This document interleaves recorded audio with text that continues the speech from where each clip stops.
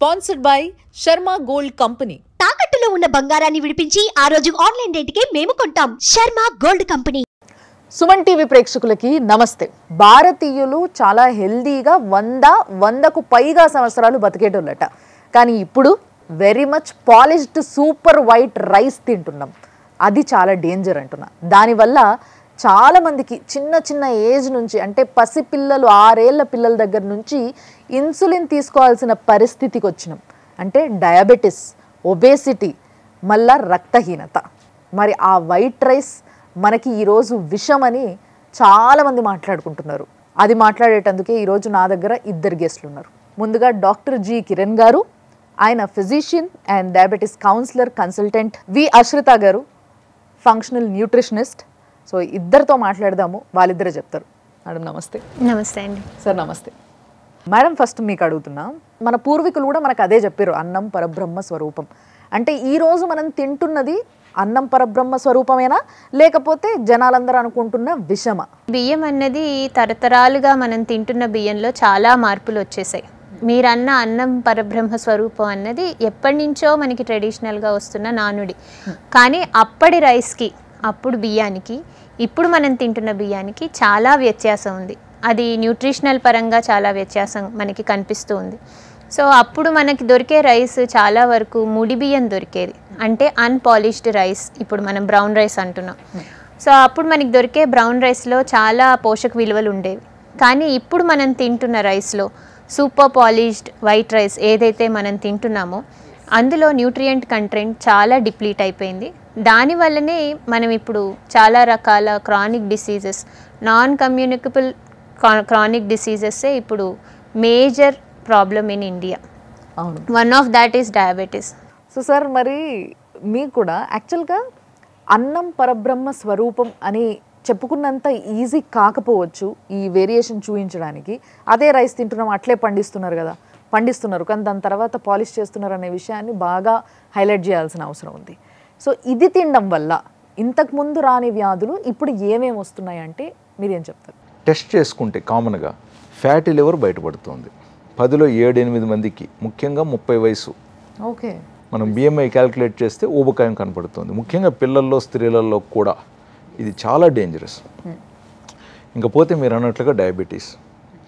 ఒకప్పుడు డయాబెటీస్లో కూడా ఇన్సులిన్ డెఫిషియన్సీ డయాబెటీస్, ఇప్పుడు insulin hyper insulinemic condition, hyper insulinemic hyperglycemia ఇప్పుడు మనం చూస్తున్న condition. Okay, vitamin D deficiency కావచ్చు, మీరు బి కాంప్లెక్స్ డెఫిషియన్సీస్ చూడండి, ఐరన్ చూస్తే తక్కువ ఉంటుంది, ఇలాగే అనేకం పెరుగుతూ పోతున్నాయి.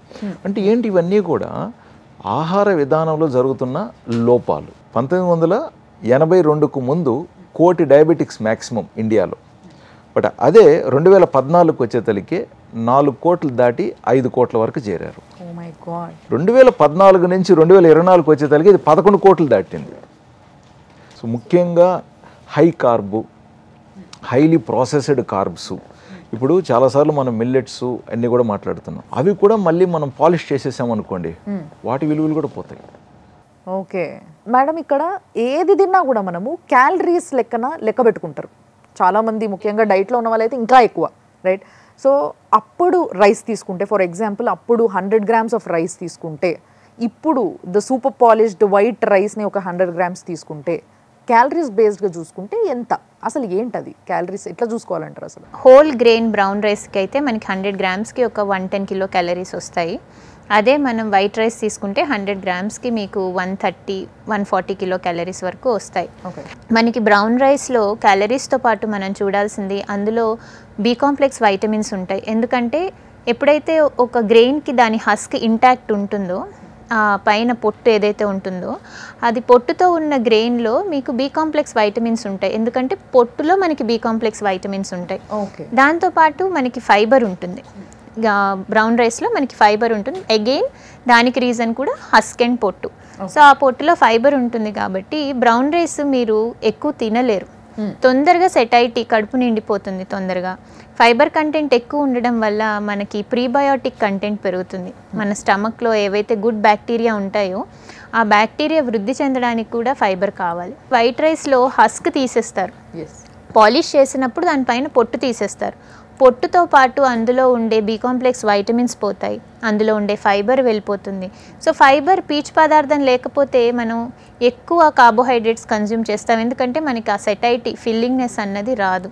సో దాన్ని బట్టి బ్రౌన్ రైస్కి వైట్ రైస్కి క్యాలరీసే కాకుండా న్యూట్రియంట్ విధంగా కూడా చాలా వ్యత్యాసం ఉంది. సో సార్ యాక్చువల్గా ఇక్కడ నాకు ఒక డౌట్ వచ్చింది మేడం చెప్పిన దాని ప్రకారం. అంటే ఆల్రెడీ చాలా ప్రాబ్లమ్స్ వచ్చేసినాయి, హెల్త్ ఇష్యూస్, చాలా డైజెస్టివ్ బేస్డ్ ప్రాబ్లమ్స్ వచ్చినాయి. వీళ్ళు ఆ పొట్టుతో ఉన్న రైస్ని తినలేరు, అరిగించుకోలేరు.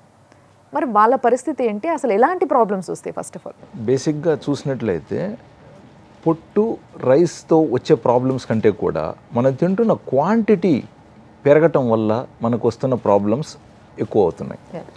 ప్లస్ ఆ వండే విధానం, ఒకప్పుడు మనం చూసినట్లయితే మనం కూరలన్నీ కూడా పులుసు రూపంలో ఉండేటివి, ఆల్మోస్ట్ ఆయిల్ ఉండేది కాదు, వాటర్ కంటెంట్ ఎక్కువగా. మీరు సాంబార్ ఎత్తుకోండి, పప్పు ఎత్తుకున్న పలచగా ఉండేది, అండ్ పెరుగు అనేది కాదు మజ్జిగ ఎక్కువ ఉండేది. ఈవెన్ మీరు అప్పట్లో మనకు దంపుడు బియ్యం హస్కున్న పొట్టున్న బియ్యం కాబట్టి ఇంత అన్నం తిన్న పొట్టు నిండేది.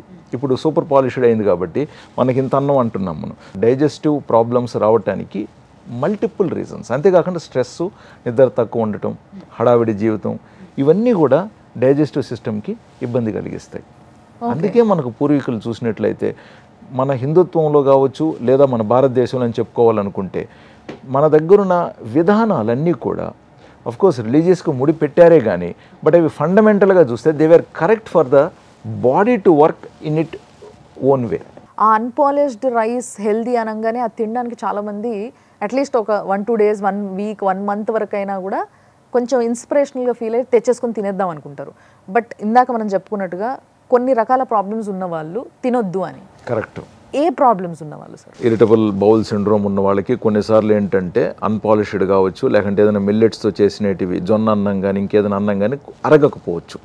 అటువంటిప్పుడు ఏంటంటే క్వాంటిటీ బాగా ఫస్ట్ తగ్గించాలి, అండ్ బాడీకి కొంచెం టైం కూడా ఇవ్వాలి మళ్ళీ అడాప్టివ్కి.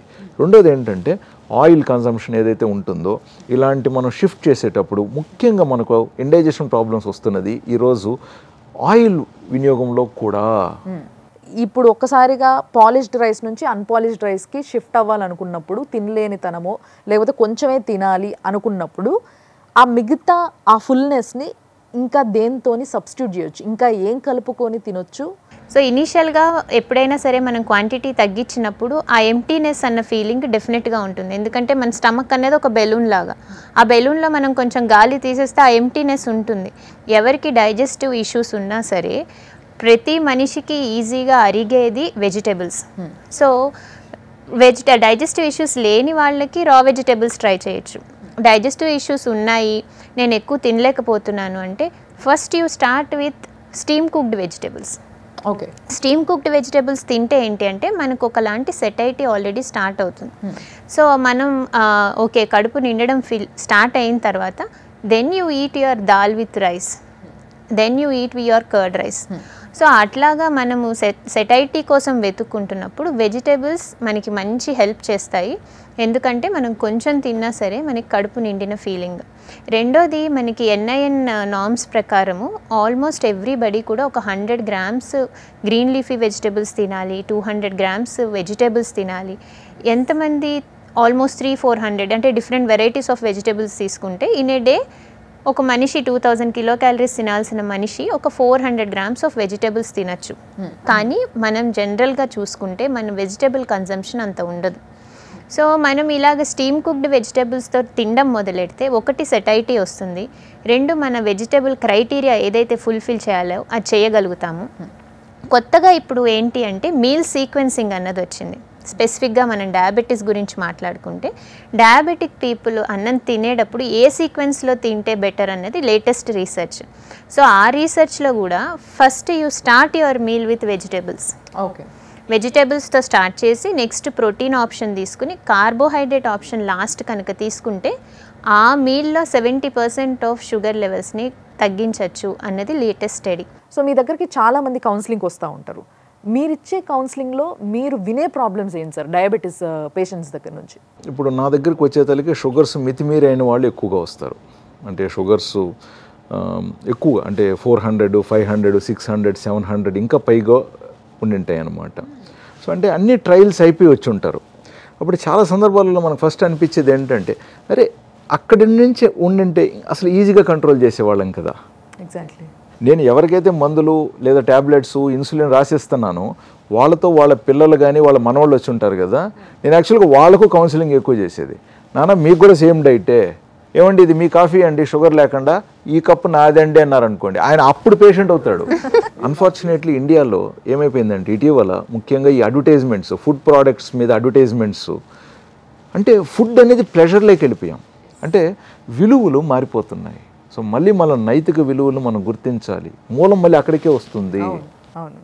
సో మ్యామ్ నిజంగా సార్ చెప్పిన పాయింట్స్ అన్నీ వింటే నాకు అనిపించింది ఏంటంటే ఎవరైతే డయాబెటీస్ ఉన్నవాళ్ళు కానీ, ప్రీ డయాబెటీస్ ఉన్నవాళ్ళు కానీ, వాళ్ళ తోడొచ్చిన వాళ్ళు కానీ, వీళ్ళందరికీ సరిపడా బెటర్ డైట్ అంటే ఏ విధంగా తినాలి, ముఖ్యంగా డయాబెటీస్ని బేస్ చేసుకొని ఏం తినాలి అంటే ఏం చెప్తారు? డయాబెటీస్ ఎండప్ అవ్వాలంటే దానికి డిఫరెంట్ స్టేజెస్ ఉంటాయి. ఏదో 2 రోజుల ముందు డయాబెటిక్ అయ్యారు అంటే సమస్య లేదు. సో వాళ్ళకి డయాబెటీస్ ఇవాళ వచ్చిందంటే 20 years బ్యాక్ నుంచి కూడా వాళ్ళు ఇన్సులిన్ రెసిస్టెన్స్ అయ్యి ఉండొచ్చు. సో అప్పటి నుంచి వాళ్ళ లైఫ్ స్టైల్ ఎలా ఉంది అన్నది మనం గమనించాల్సిన విషయం. సో నేను డిన్నర్కి రీప్లేస్మెంట్గా ఫ్రూట్ తినేసాను, దిస్ ఈజ్ మై డిన్నర్ అంటారు, కానీ వాళ్ళ ఫాస్టింగ్ బ్లడ్ షుగర్స్ పెరిగిపోతాయి. ఎందుకంటే fruit is again fructose sugar. So fruit కంటెంట్ని కూడా మనము చాలా జాగ్రత్తగా బ్యాలెన్స్డ్గా తినాలి. అండ్ ఎక్కువ తినగలిగినవి ఏంటి అంటే vegetables are good source of fibre, phytonutrients, రకరకాల మినరల్స్ దొరుకుతాయి, మనకి వైటమిన్స్ దొరుకుతాయి. దాంతోపాటు ప్రోటీన్. ఇండియా కార్బోహైడ్రేట్స్లో ఎంత సర్ప్లస్ అయిందో ప్రోటీన్లో అంత డెఫిషియెంట్ అయింది. NIN రూల్స్ ప్రకారం per person 0.8 grams of protein per KG body weight కావాలి, కానీ మనకి 0.5 grams పర్ కేజీ కూడా దొరకట్లేదు. సో సార్ యాక్చువల్గా మనము పిల్లలకి సంటి పిల్లలుగా 9 నెలల ఆ ఏజ్లోనే అన్నప్రాసన అని చేస్తాం. అన్నప్రాసన అనగానే మళ్ళీ అన్నం అంటే లైక్ రైస్. చాలామంది పెద్దలు చెప్పే మాట ఏంది అని అంటే అది హెల్దీ కాదు, ఇంత సంటి పిల్లగాలకి ఫస్ట్ అదే తినిపిస్తున్నావు, నువ్వు ది మోస్ట్ పాలిష్డ్ రైసే తినిపిస్తున్నావు, అది మంచిది కాదని చెప్తే ఇమీడియట్గా మరి అది ఏదైతే హస్క్తో పాటు అన్పాలిష్డ్ రైస్ ఉంటుందో అది తినిపియాలి అని అంటే వాళ్ళ కడుపు, వాళ్ళ డైజెస్టివ్ సిస్టమ్ ఓర్చుకోదు, అరగియదు, వాళ్ళకి ఆ శక్తి ఉండదు అని పెద్దలు చెప్తారు. మనం సైలెంట్ అయిపోవాల్సి వస్తుంది. మీరు బీయింగ్ అ డాక్టర్ ఏం చెప్తారు? అంటే లైక్ 200 years బ్యాక్ వెళ్ళారనుకోండి, అప్పుడు మరి ఏం పెట్టాం అన్నప్రాసం అప్పుడు పిల్లలకి? అప్పుడు దొరికిందేగా, వాళ్ళకి ఏ గింజలు దొరికాయో అది అన్నం అయితే అన్నం, దంపుడు బియ్యం అయితే దంపుడు బియ్యం, జొన్న అన్నం అయితే జొన్న అన్నం, రాగన్నం అయితే రాగన్నం, ఏది దొరికాయో వాళ్ళు ఆ రోజు అదే కదా పెట్టగలిగేవాళ్ళు. మీరు అన్పాలిష్డ్ రైస్ పెట్టాలనుకున్నా కూడా మంచిగా మెత్తగా నానబెట్టి ఉడకబెట్టి పెడితే తక్కువ మోతాదులో పెట్టండి, ఖచ్చితంగా అరుగుతుంది. సో చిన్నప్పుడే పిల్లలకి అన్ని రకాల ఆహారాలు మనం పరిచయం పెట్టినప్పుడే పెద్ద అయిన తర్వాత అరుగుదల సమస్యలు సగం రాకుండా ఉంటాయి. అడ్వర్టైజ్మెంట్స్ ద్వారా ఈరోజు మనం వాటన్నిటిని చిన్న పిల్లకాయలకి ఫంక్షన్ అంటే చాలు మనం బర్గర్లు, ఫ్రైడ్లు మనము వీటిలోకి వెళ్ళిపోతున్నాం, ఏదైతే మనవి కావు. కాబట్టి ఈజీ విధానం కాకుండా కొంచెం కష్టమైనా సరే సరి అయిన విధానానికి వెళ్దాము. Rice or grains anything unpolished తీసుకుని తినాలి అంటే అది అలవాటు చేసుకునే ప్రాసెస్లో ఇప్పుడు అందరూ ఏం చేస్తారంటే ఏదైతే ఇందులే పిండి కొట్టేద్దాం, దోశ వేసేసుకుందాం, లేకపోతే పిండి కొట్టి ఇడ్లీ చేసేసుకుందాం, లేకపోతే ఉప్మా చేసేసుకుందాం రవ్వ కొట్టి. Is this a right process? తినొచ్చా ఇట్లా? ఏ గ్రెయిన్కైనా గ్లైసెమిక్ ఇండెక్స్ అన్నది వెరీ వెరీ ఇంపార్టెంట్. సో ఒక గ్రెయిన్ తిన్నప్పుడు అది మన శరీరంలో ఎంతవరకు షుగర్ పెంచుతోంది అన్నది దాని క్రైటీరియా బేసిస్ మీద మీరు ఆ గ్రెయిన్ని ఎలా తింటున్నారు అన్నది మనం డిసైడ్ చేయాల్సి ఉంటుంది. సో ఫర్ ఎగ్జాంపుల్ రైస్కి గ్లైసెమిక్ ఇండెక్స్ వచ్చి white rice, polished white rice glycemic index వచ్చి somewhere between 72 to 74, whereas brown rice unpolished whole brown రైస్కి వచ్చి 52 to 55 ఉంటుంది. So brown rice is a low glycemic index. So మనం ఎప్పుడైనా సరే grain తీసుకున్నప్పుడు లో గ్లైసెమిక్ ఇండెక్స్ ఉన్న గ్రెయిన్సే తీసుకోవాలి. ఓకే. సో ఒక గ్రెయిన్ని మనము ఫ్లోర్ రూపంగా మారిస్తే గ్లైసెమిక్ ఇండెక్స్ పెరుగుతుంది.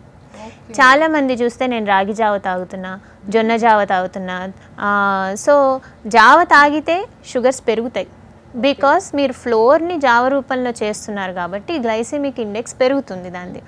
అదే మీరు ఒక గ్రెయిన్ని హోల్ గ్రెయిన్ రూపంలో అంటే కిచిడీ లాగానో లేకపోతే రైస్ లాగానో కుక్ చేసుకుంటే దాని గ్లైసెమిక్ ఇండెక్స్ తక్కువ ఉంటుంది. సో ఒక హోల్ ప్లేట్ని కన్సిడర్ చేస్తే డెఫినెట్గా మన ప్లేట్ యొక్క ఓవరాల్ గ్లైసెమిక్ ఇండెక్స్ తక్కువ ఉండాలి. డైజెస్టివ్ ఇష్యూస్ ఉన్న వాళ్ళు హోల్ గ్రెయిన్స్ తినలేరు లేదా పల్సెస్ డైజెస్ట్ చేసుకోలేరు. వాళ్ళు ఎలా గ్లైసెమిక్ ఇండెక్స్ని తగ్గించుకుంటారు? సో వాళ్ళు ఏంటి అంటే వైట్ రైస్ తింటున్నా సరే ఆ వైట్ రైస్లో పైన నిమ్మకాయ పిండుకున్న గ్లైసెమిక్ ఇండెక్స్ తగ్గుతుంది. అండ్ ఈ వైట్ రైస్తో పాటు if you are adding any nut based powder, అంటే మనం మునగాకు పీనట్స్ కలిపి పౌడర్ వేసి జల్లుకున్నా సరే ఆ గ్లైసెమిక్ ఇండెక్స్ ఆఫ్ రైస్ అనేది తగ్గుతుంది. మోర్ ఓవర్ రైస్ని మనం డెఫినెట్గా ఎప్పుడు ఉత్తన్నం తినం కదండి, దాన్ని మనం ఏదో ఒక సాంబారో పప్పో కూరతో కంపెనీ చేస్తాం. సో అప్పుడు మనం వైట్ రైస్ క్వాంటిటీ తగ్గించి ఏవైతే మనం సైడ్స్ వేసుకుంటున్నామో వాటి క్వాంటిటీ పెంచుకుంటే ఆటోమేటిక్గా whole glycemic index of the meal will come down. So when you're మనం ఎప్పుడైనా ఏదైనా గ్రెయిన్ని తినడానికి ఆలోచిస్తుంటే అది ఏ రూపంలో తింటున్నాము. ఫర్ ఎగ్జాంపుల్ ఇడ్లీ తింటున్నారు, ఇడ్లీకి గ్లైసెమిక్ ఇండెక్స్ ఎక్కువ ఉండొచ్చు, కానీ మనం దాన్ని సాంబార్తోనూ పీనట్ చట్నీతోనూ అండ్ దాంతోపాటు కొన్ని స్ప్రౌట్స్ తింటేనో ఆ ఇడ్లీలో వండేటప్పుడు వెజిటేబుల్స్ వేసుకుంటేనో glycemic index of the idli will come down. So చాలా మంచి పాయింట్స్ చెప్పారు మేడం మీరు, చాలా వాల్యుబుల్ టైం అండ్ చాలా యూస్ఫుల్ పాయింట్స్ ఇవి. ఇప్పుడు నిజంగా సమాజానికి కావాల్సిన పాయింట్స్ మీరు షేర్ చేసిన డైట్ని ఫాలో అయితే హెల్దీ ఇండియా ఈజీగా అవుతుందేమో అన్న ఒక నమ్మకం కలిగింది. Thanks a lot sir, thank you so much. Thank you so much ma'am. మన పూర్వీకులు ఇచ్చిన మన తిండి, వాళ్ళ విధానాలు, వండుకునే విధానం కానీ తినే విధానం కానీ సమయం కానీ ఆ మోతాజు కానీ ఒక్కసారి యాద్ చేసుకుందాం, ఆ విధంగానే తిందాం, హెల్దీగా తయారవుదాం. Let's make India healthy again.